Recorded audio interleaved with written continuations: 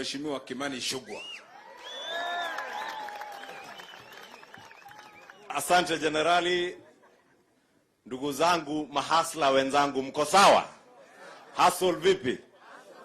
Hustle sawa. Na mimi nitawaambia tu jambo moja, msiogope kuitwa mahasla.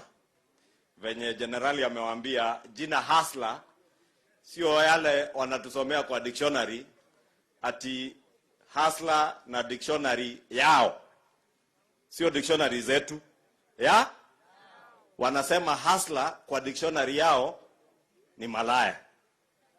Sasa mama mboga amekuwa hiyo. Wewe mama uko na salon umekuwa hiyo kazi. Ati hasla ni mwizi. Mtu ya bodaboda ni mtu hana akili sababu amejiita hasla. Si umewasikia? Sisi tutauliza watu heshimu na waheshimu hustle ya kila mtu. Lakini pia tuwaombe wale wanasema hasla ni majina mbaya, wanawatusi, wanawadharau, waombeeni Mwenyezi Mungu awafungue macho.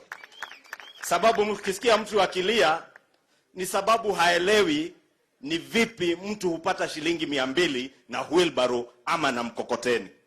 Haelewi ni vipi mtu hufanya kazi na kuweza kujikimu maisha na pikipiki na bodaboda na car wash. Ndio unasikia wakiuliza matanki ni nini?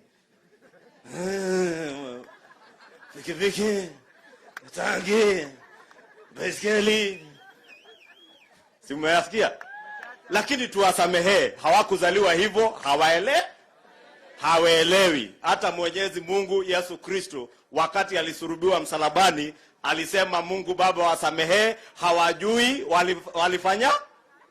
Hata hawa tuwaombee Mungu wasamehe sababu hawajui wasemalo na wafanyalo. And we must forgive them, Your Excellency. Don't be discouraged. Continue with supporting the Hustler Nation, because this is not a narrative of poverty. This is a narrative of empowering the people of Kenya. It is not a narrative, Your Excellency, na unauliza kwa nini wanaonyesha hasira mingi. Hasira ni sababu umetoa wa Kenya from the narrative of ethnic balkanization to a narrative of a hustler nation that is tribeless. Sisi mahasla hatuna kabila. Na hiyo ndio inawakasirisha. Sababu tumeanza kuangazia makabila yetu, tukaangazia uhasla wetu wa kujengana sote pamoja. Tutatembea sote pamoja mpaka mwisho yake 2022. Tuko pamoja na mko pamoja na hasla 001. Kwa hivyo wakiwatusi waambieni tuko sote pamoja, au sio?